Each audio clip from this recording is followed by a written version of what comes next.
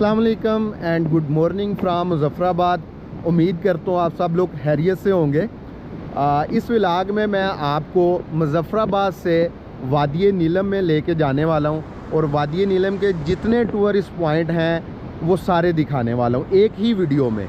ये वीडियो उन लोगों के लिए है जो लोग पहली दफ़ा वादी नीलम आना चाह रहे हैं और उनको वादी नीलम में ट्रैवल करने का भी नहीं पता और उनको ये भी अंदाज़ा नहीं है कि वादी नीलम में कौन कौन सी जगह विज़िट करने वाली हैं। तो व्लॉग शायद 25 से 30 मिनट का हो जाए, लेकिन एक ही व्लॉग के अंदर इंशाल्लाह मैं आपको वादी नीलम में ट्रैवल करने के लिए जितनी ज़रूरी चीज़ें हैं वो सारी बताने वाला हूँ। अभी मैं मुज़फ़्फ़राबाद नीलम पुल के ऊपर मौजूद हूँ। मुज़फ़्फ़राबाद आने के लिए अगर आप तो पंजाब से आ रहे हैं या सिंध बलूचिस्तान से आ रहे हैं तो आपने इस्लामाबाद आना है पहले और फिर मरी एक्सप्रेसवे से होते हुए कोहाला पहुंचेंगे और कोहाला से आगे मुज़फ़्फ़राबाद है। रावलपिंडी से मुज़फ़्फ़राबाद का जो फासला है वो तकरीबन 120 किलोमीटर है और 3-3.5 घंटे लगते हैं यहाँ तक आने के लिए। और अगर आप केपी से हैं या गिलगित बल्तिस्तान से हैं तो आप एबटाबाद से गड़ी हबीबुल्ला रोड जो है वो उसके ऊपर ट्रैवल करके तो मुज़फ़्फ़राबाद पहुँचेंगे। मुज़फ़्फ़राबाद पहुंचने के बाद आपने जो मोस्ट इम्पॉर्टेंट काम करने हैं वो ये, एक तो अपनी गाड़ी या बाइक की जो टैंकी है उसको फुल करवा लेना है क्योंकि आगे पेट्रोल स्टेशन कम मिलते हैं।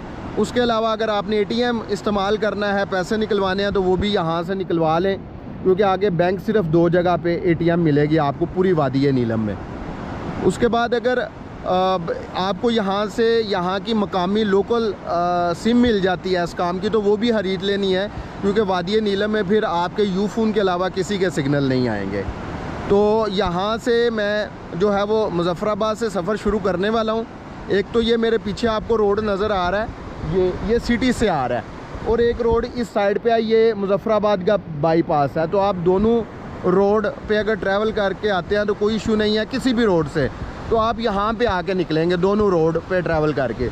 ये चौक है पीछे और इसी चौक से आगे जो है वो वादी नीलम का जो है वो रास्ता निकलता है। मैं आपको सारा दिखाता हूँ, हर चीज़ को मैं डिटेल में एक्सप्लेन करूँगा, होटल्स को, ट्रांसपोर्टेशंस को, खाने पीने के जो अच्छे पॉइंट होंगे सारा कुछ एक्सप्लेन करूँगा। और इंशाल्लाह जो लोग पहली दफ़ा वादी नीलम विज़िट करना चाह रहे हैं उनके लिए ये व्लॉग जो है वो 100% जो है वो मालूमात से भरा हुआ होगा।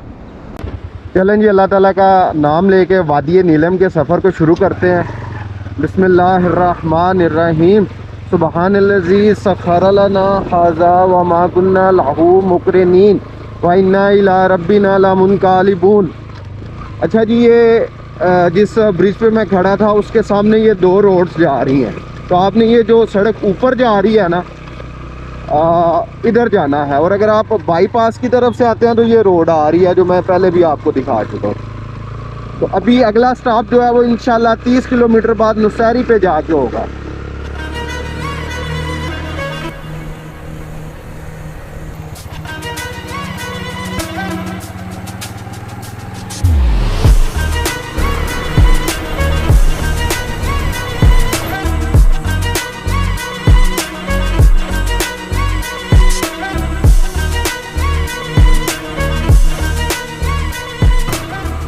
अच्छा जी, मुज़फ़्फ़राबाद से तकरीबन 30 किलोमीटर बाद आपको नेक्स्ट जो पॉइंट देखना चाहिए वो ये सामने है धनी वाटरफॉल।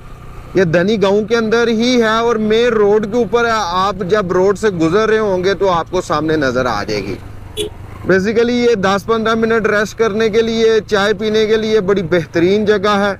आप शार आपको गिरती हुई नज़र आ रही है। लें जी, धनी आबशार जो मैंने आपको दिखाई है उससे सिर्फ 3 किलोमीटर के फासले पे आपको ये नीलम झेलम डैम मिलेगा। यहाँ पे भी आप रुकें लाजमी और कुछ वक्त यहाँ पे गुजारें।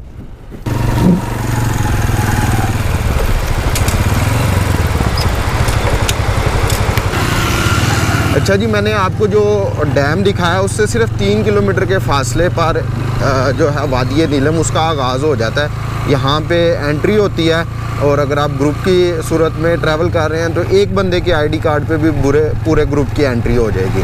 आईडी कार्ड का होना लाजमी, असल आईडी कार्ड का।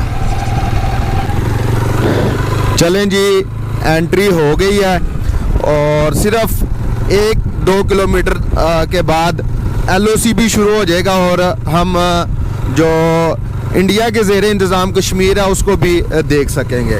अगर सूरज की लाइट की वजह से कोई व्यू थोड़ा बहुत ऊपर नीचे हो तो एडजस्ट कीजिएगा। यहाँ पे ये एक बोर्ड भी लगा हुआ है जहाँ पे डिस्टेंस बताए गए हैं और यहाँ से जो आखिरी पॉइंट है तौबाट, उसका डिस्टेंस यहाँ से 160 किलोमीटर है और हम इंशाल्लाह आज ये सारा जो एरिया है 160 किलोमीटर का इधर से आगे ये सारा कवर करने वाले हैं और इसके अंदर जो मेन टूरिस्ट पॉइंट आते हैं मैं इंशाल्लाह सब की डिटेल बताने वाला हूँ आपको।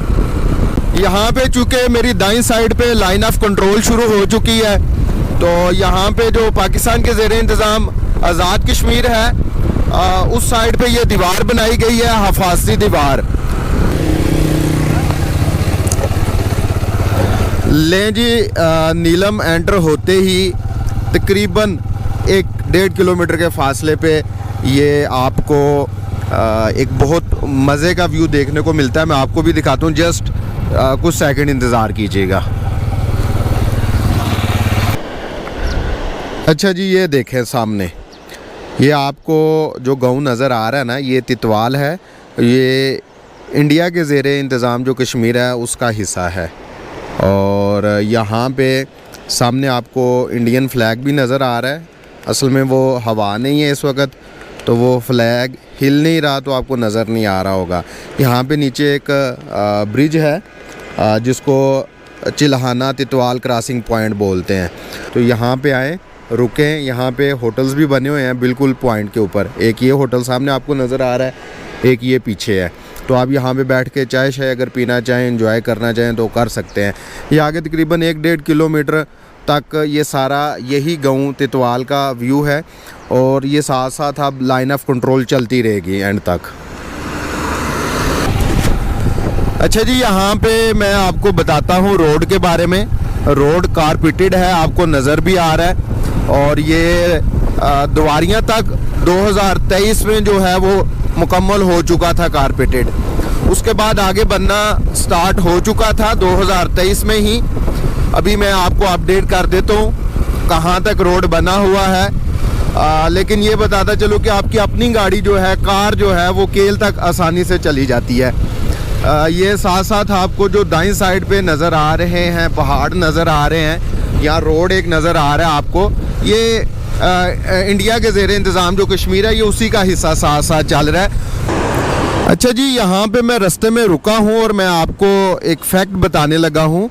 ये जो LOC मैं आपको दिखा रहा था, इसकी दाईं साइड पे जो है वो सिर्फ इंडिया नहीं है बल्कि किसी किसी जगह पे पाकिस्तान भी है। और ये मुझे बड़ी अजीब बात लगती है कि एक ही साइड पे कभी कोई गाँव जो है वो पाकिस्तान के ज़ेरे इंतज़ाम आ जाता है और कोई गाँव जो है वो इंडिया के ज़ेरे इंतज़ाम आ जाता है। अभी ये देखिए, ये गाँव है, ये पाकिस्तान के ज़ेरे इंतज़ाम है और इसका नाम है मीरपुरा।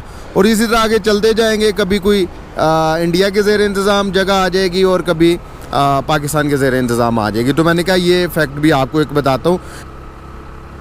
तब जहाँ से नीलम में आप एंट्री करवाते हैं तो 25 किलोमीटर बाद ये पहला बड़ा बाज़ार आता है कुंडल शाही का। और कुंडल शाही जो है इसमें आपको तकरीबन तमाम सहूलियात मिल जाती हैं। पेट्रोल पंप भी मिल जाएगा आपको, यहाँ पे ये सामने नज़र भी आ रहा है आपको PSO का बैंक भी मिल जाएगा। और उसके अलावा होटल्स, रेस्टोरेंट्स वगैरह, शॉप्स वगैरह मिल जाएंगी। तो मैं अक्सर जब यहाँ पे आता हूँ तो अगर मेरा नाश्ते या खाने का टाइम हो तो मैं लाजमी यहाँ से नाश्ता भी करता हूँ और अगर खाने का टाइम हो तो खाना भी खाता हूँ। तो अभी मैंने नाश्ता करना है, तो नाश्ता करने के बाद मैं आपको बताता हूँ कि कुंडल शाही में कौन कौन से टूरिस्ट पॉइंट हैं। बहुत खूबसूरत टूरिस्ट पॉइंट हैं कुछ, वो मैं आपको नाश्ता करने के बाद बताता हूँ।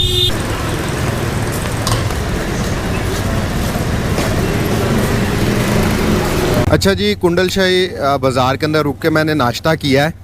आप ये कुंडल शाही बाज़ार का छोटा सा लोहे का ब्रिज है, इसको माइंड में रख लें। इसके बाद आगे 2 रोड हैं, सामने नक्शा भी लगा हुआ है, मैं फिर भी समझा देता हूँ। अगर आप लेफ़्ट साइड पर जाते हैं तो यहाँ पे 3 चीज़ें हैं टूरिस्ट के देखने के लिए। पहले आएगी कुंडल शाही वाटरफॉल, उसको कुटन वाटरफॉल भी कहते हैं, जो 2 से 3 किलोमीटर के फासले पे है।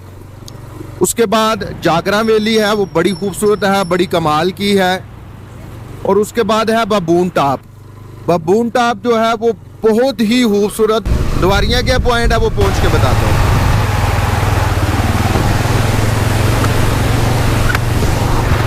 यहाँ पे ये देखेंगे दरिया कितनी स्पीड से आ रहा है। दरिया का भी मैं आपको बताता चला, इसको दरिया नीलम बोलते हैं जब ये आज़ाद कश्मीर में दाखिल होता है। लेकिन आज़ाद कश्मीर में दाखिल होने से पहले जब ये जम्मू कश्मीर में होता है तो वहाँ पे इसको किशन गंगा जो है वो दरिया बोलते हैं। लें जी, केरन से अगला मुकाम आ गया जी द्वारियां का। ये एक आपको सामने ऊपर रोड जाता नज़र आ रहा है बाईं साइड पे, और इसके बिल्कुल पास लिखा हुआ है केरन बाईपास। तो ये जो रोड है ये ऊपर जाता है, पहले एक गांव आता है लवात बाला, यहाँ से 20 किलोमीटर वहाँ तक, और वहाँ तक कारपेट रोड है। उसके आगे ऑफ रोड है। और इधर है क्या आगे, इधर आपको आज़ाद कश्मीर और ज़िला नीलम की इंतहाई खूबसूरत झील पतलियाँ झील देखने को मिलती है। और आज़ाद कश्मीर की सबसे बड़ी आबशार जो है कुनाली आबशार, वो भी इसी रास्ते पे मिलती है। लेकिन याद रखिएगा, इधर द्वारियां से पतलियाँ झील को विज़िट करने के लिए आपके पास फुल डे होना चाहिए। कि अगर आप सुबह अर्ली मॉर्निंग निकलेंगे और अगर आपने वापस आना है, वहाँ पे स्टे नहीं करना, तो आपको पूरा दिन चाहिए। लेकिन अगर आपने ऊपर स्टे करना है तो वहाँ पे सिर्फ आपको टेंट मिलेंगे, सिग्नल किसी किस्म के नहीं आते, खाना पीना मिल जाएगा। और हाइट जो है वो पतलियाँ झील की तकरीबन 13,000 फीट है। जिधर तक जीप जाती है उससे आगे तकरीबन आपको 1 घंटा हाइक करनी पड़ेगी। बाइक भी चला जाता है, 70 हो 125 हो, कोई भी बाइक हो, बस हिम्मत वाला बंदा होना चाहिए, वो लेके जा सकता है। ये जी रास्ते में बकरियों के जो रेवड़ आ रहे हैं बार बार, इनकी वजह से काफ़ी टाइम जो है वो वेस्ट हो रहा है। ये रेवड़ जो है ये हज़ारों बकरियां होती हैं एक एक रेवड़ में, और इतनी इन्होंने जगह ली होती है। लेकिन ये यहाँ का हुस्न है, यहाँ की सकाफ़त है, और ये इसके बगैर जो है वो बहुत सारी चीज़ें जो हैं वो मुमकिन ही नहीं हो सकती। जैसे गोश्त नहीं मिलेगा अगर ये चीज़ बकरवाल नहीं होंगे, और गोश्त भी नहीं मिलेगा, खालें भी नहीं मिलेंगी, और बहुत सारे लोगों का रोज़गार नहीं चलेगा। तो इन्हीं बातों में द्वारियां का ये दूसरा मकाम आ गया जी। यहाँ से जो रास्ता निकलता है वो रत्ती गली झील के लिए निकलता है। रत्ती गली झील का फासला यहाँ से तकरीबन 18 किलोमीटर है। पहले 2 किलोमीटर रोड बिल्कुल ठीक है, आगे 16 किलोमीटर रोड इंतहाई ऑफ रोड है, और रत्ती गली को ये ऊपर बाईं साइड पे रोड जा रहा है। मैं आपको दिखाता हूँ जी, ये आपको जो बाईं साइड पे ये जाता है, ये रोड ऊपर जाता आपको नज़र आ रहा है। 18 किलोमीटर है, यहाँ से बाइक भी जाता है, लेकिन हिम्मत वाला बंदा हो, बहुत हिम्मत वाला, फिर लेके जा सकता है। 90% बाइकर वापस ही आते हैं इस ट्रैक से। मैंने किया हुआ है इसको 1 दफ़ा बाइक पे और 2 दफ़ा जीप पे, तो आप जीप भी यहाँ से ले सकते हैं रेंट पे। अभी तो ये बंद है, जून के एंड पे खुलेगी रत्ती गली। तो अभी हम आगे चलते हैं, आगे मूव करते हैं, और अगले पॉइंट आपको दिखाता हूँ। अच्छा जी, अब बाइकर्स के लिए बात कर लें कि जो बाइकर्स पहली दफ़ा वादी नीलम आना चाहते हैं, तो सबसे पहले तो वो ये पूछते हैं कि कौन सा बाइक होना चाहिए। तो मेरे तजर्बे के मुताबिक आप कोई भी बाइक ले आएँ, 70 हो, 125 है, या 150 है, या 200 है, कोई भी बाइक है वो ले आएँ, कोई इशू नहीं होगा, किसी किस्म का मसला नहीं होगा।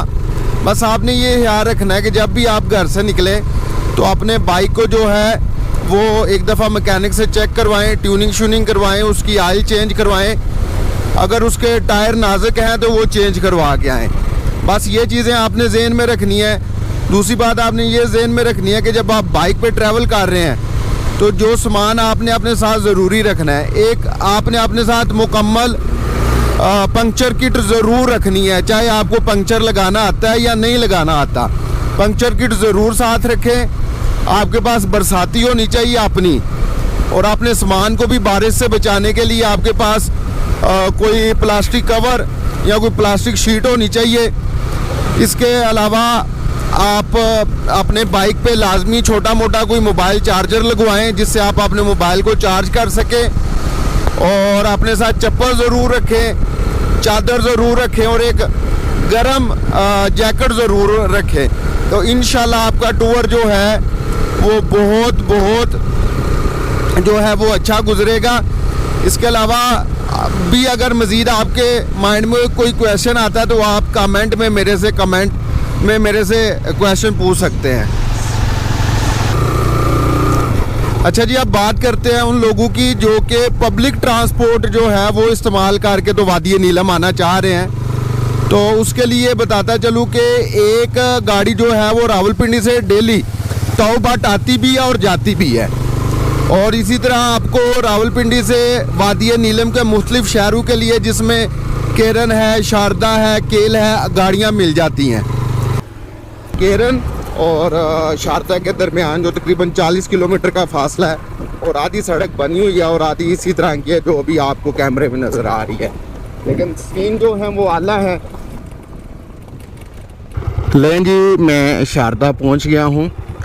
रोड थोड़ा टूटा हुआ था, लेकिन कोई इतना इशू नहीं होता, ना गाड़ी का ना बाइक का, आप इजीली आ जाते हैं। चलें जी, मैं आपको शारदा गांव के अंदर लेके चलता हूं, थोड़ा सा आपको दिखाता हूँ। रोड से हटता हूँ, बिल्कुल रोड के साथ ही ये ब्रिज है।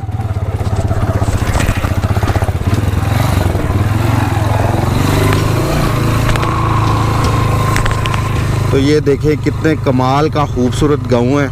इसके कुछ व्यूज़ में बारिश के अंदर जो मैंने ये इसका व्यू देखा था खुद, वो भी मैं ऐड कर देता हूँ ताकि आपको इसकी असल खूबसूरती का पता लगे।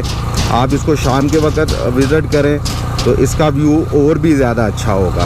इसके गांव के अंदर भी काफ़ी होटल्स हैं और गांव के बाहर भी हैं। तो बाहर वाले होटल मैं बाद में दिखाता हूँ। ये जैसे ही आप गांव के अंदर एंटर होंगे तो आपको ये दोनों साइड पे होटल्स जो हैं वो नज़र आना शुरू हो जाएंगे। नीचे आप बोटिंग कर सकते हैं और ऊपर एक छोटा सा किला है जिसको शारदा किला कहते हैं। बेसिकली वो एक शारदा यूनिवर्सिटी है जो कि बुद्धिज़्म से बिलोंग करती है। तो यहाँ पे आप आगे जाके इस साइड पे ऊपर इस जगह पे ये आप हाइकिंग कर सकते हैं, आप घूम फिर सकते हैं, आप इंजॉय कर सकते हैं। ये पूरा टूरिस्ट विलेज है और ऊपर किले का भी मैंने बताया, वो भी विज़िट कर सकते हैं। अभी मैं आपको दोबारा मेन रोड पे लेके जा रहा हूँ।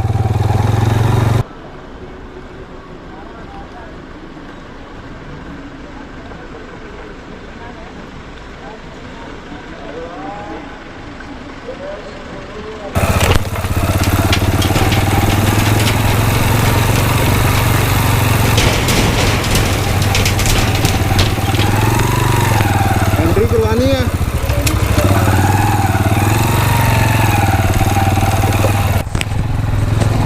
अच्छा जी, एक तो रोड ये है जिधर मैं जा रहा हूँ और एक रोड मेरे साथ ऊपर जा रहा है, वो भी मैं आपको दिखाता हूँ। 1 मिनट रुकिएगा।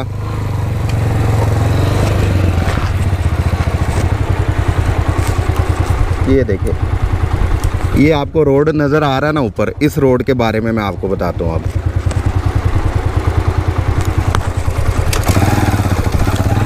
ये रोड कहलाता है जी नूरी टाप। इधर से आप आगे नूरी टाप पहुंचते हैं और नूरी टाप एक तो जो लोग एडवेंचर करना चाहते हैं उनके लिए बहुत बेहतरीन रोड है। मुश्किल है, आसान नहीं है। और दूसरा ये वो रास्ता है जिसको दफाई मकासद के लिए इस्तेमाल करते हैं। सिक्योरिटी एजेंसीज़ जो हैं, आर्मी वाले, वो ये रास्ता यूज़ करते हैं अपनी व्हीकल्स को मूव करने के लिए। और ये रास्ता जाके निकलता है नरान वाली साइड पे, जो जालखंड बेसल है वहाँ पे।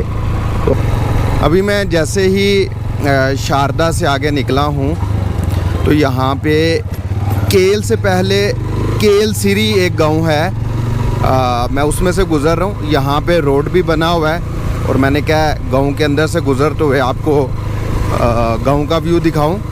और इसके साथ ये भी बताता चलूँ कि यहाँ पे आगे एक इंसानी शक्ल का पहाड़ आने वाला है, वो आपको दिखाऊंगा। फिर हम केल पहुंचेंगे और केल के बाद हमने अपनी आखिरी मंजिल इंशाल्लाह तौबट के लिए निकलना है। केल से 3 रास्ते निकलते हैं जो कि 3 मुख्तलिफ टूरिस्ट पॉइंट की तरफ जाते हैं, तो वो तीनों मैं आपको इंशाल्लाह केल में बताऊंगा। तो चलते हैं केल की तरफ।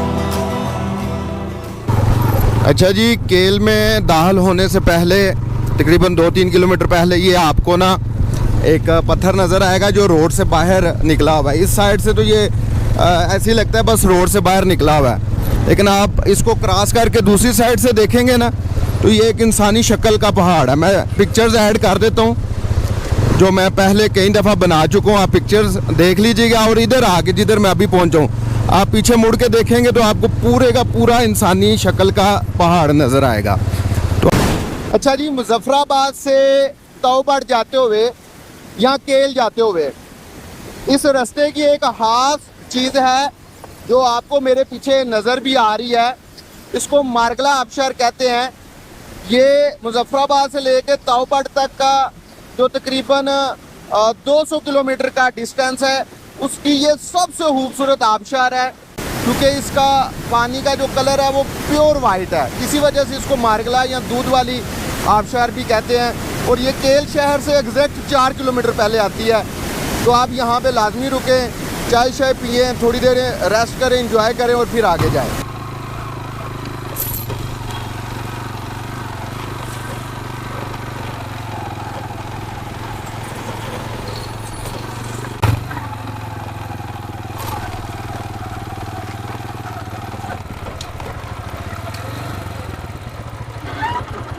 एंट्री करवानी है।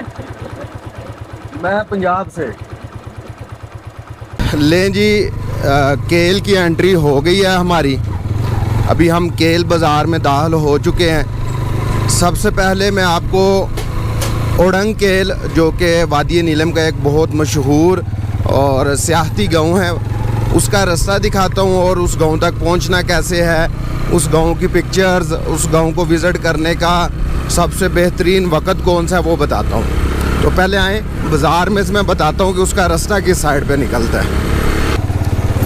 अच्छा जी, बाज़ार में ये एक दाईं साइड पे आपको रास्ता नीचे जाता नज़र आ रहा है। जिधर मैं जाने लगा हूँ ये देखें जी, ये वाला ये रास्ता ओडंग केल को जाता है। अगर आप अपनी गाड़ी पे आए हैं इधर तक या बाइक पे आए हैं, तो यहाँ पे बाइक और गाड़ियाँ जिस तरह की भी हों उनकी पार्किंग जो है अवेलेबल है, मेरी बाईं साइड पे भी और दाईं साइड पे भी, और आगे भी जगह हैं काफ़ी ज़्यादा।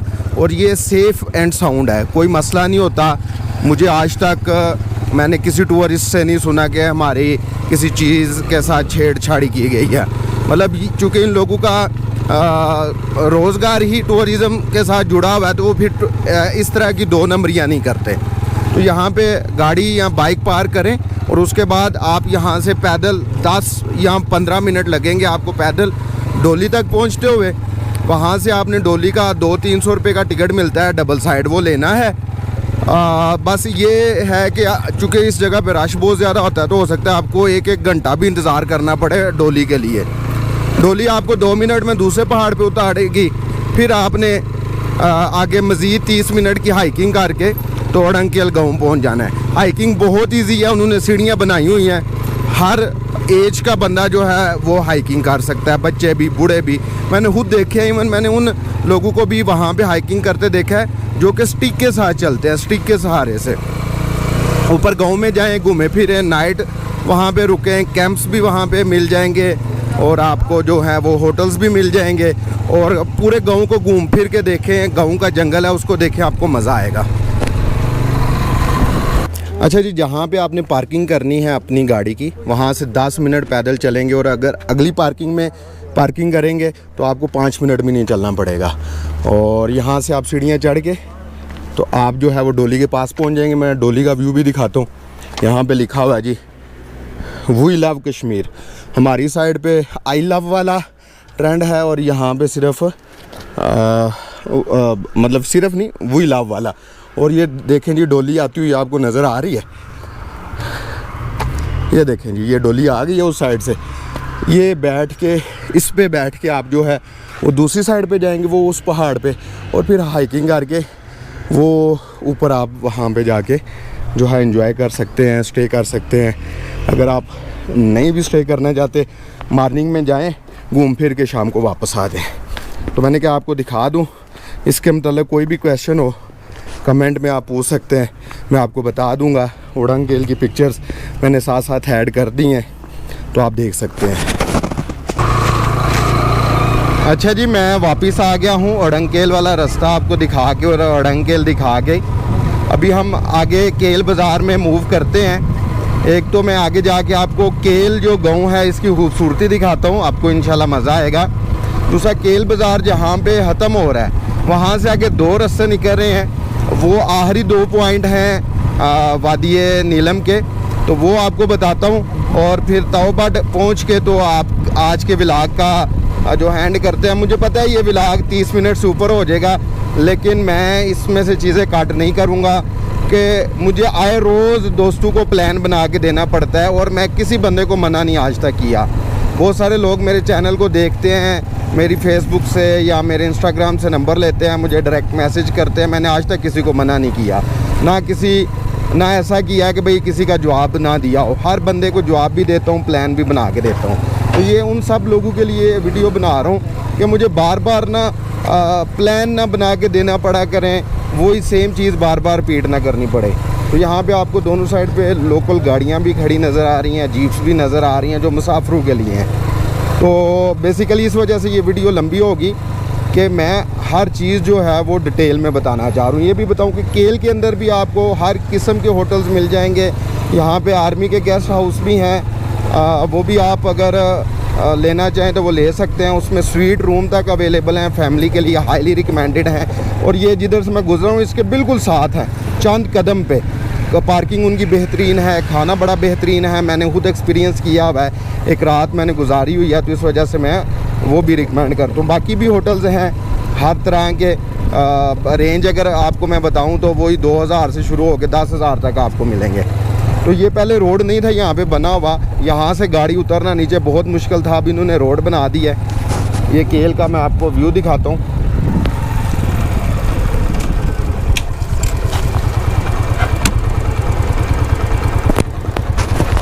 ये देखें नहीं माशाल्लाह कितना खूबसूरत है। अभी जुलाई के अंदर इसके ऊपर मज़ीद खूबसूरती आ जाती है जब हरियाली ज़्यादा हो जाती है। तो अभी मैं ये भी आज आपको बता दूंगा कि भाई आगे अब कार जाती है तौबट तक या नहीं, क्योंकि पहले यहाँ पे रास्ता बहुत ख़राब था जहाँ से मैं अभी नीचे उतर रहा हूँ। अच्छा जी, ये मैं बाज़ार से नीचे उतरा हूँ। यहाँ से आगे 2 रोड हैं, एक बाएं जा रहा है, एक दाएं। बाईं साइड पे जो है वो शाउंटर वैली है, और शाउंटर वैली का फासला तकरीबन यहाँ से समझ लें 20 किलोमीटर है। शाउंटर वैली मेरे तजर्बे के मुताबिक वादी नीलम में जिस वैली में सबसे ज़्यादा आबशारें हैं वो शाउंटर वैली ही है। और इसी वैली में आगे आपको जो है वो चिट्ठा गट्टा झील जो है वो मिलती है। लेकिन उस झील पे जाने के लिए आपको सिर्फ उस एक झील को विज़िट करने के लिए इधर केल से आपको 2 दिन चाहिए, कम से कम 2 दिन। 2 से ज़्यादा भी लग सकते हैं लेकिन कम नहीं लगेंगे। और 7-8 घंटे की हाइकिंग भी है उस झील की, ये याद रखिएगा। और इधर आगे एक स्पून लेक भी है, वो भी देख सकते हैं। और वैली बड़ी खूबसूरत है शाउंटर वैली। मेरे व्लॉग इस शौंडर वैली के ऊपर भी हैं, चट्टा कट्टा के ऊपर भी हैं, सॉरी चिट्टा कट्टा के ऊपर, वो भी देख सकते हैं। लेकिन अभी हम जाएंगे यहाँ पे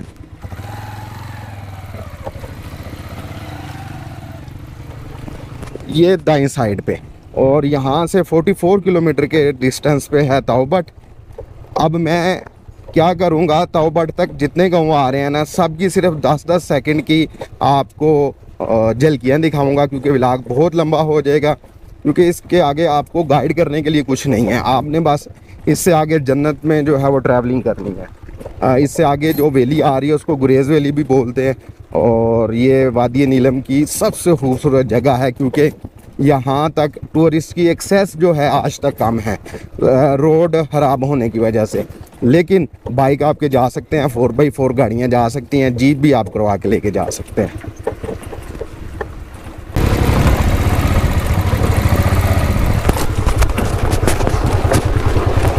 यहाँ से आगे रोड नहीं बना हुआ, तो आपकी अगर गाड़ी है, कार है, तो वो इधर से नीचे उतरना बहुत मुश्किल होगी, नीचे से लगेगी और आपका नुकसान होगा। तो गाड़ी ना आगे लेके आइएगा। अगर आपकी कोई डाउन गाड़ी है, 4x4 कोई आपके पास वैन है या कार है या बाइक है, तो वो आप लेके आ सकते हैं।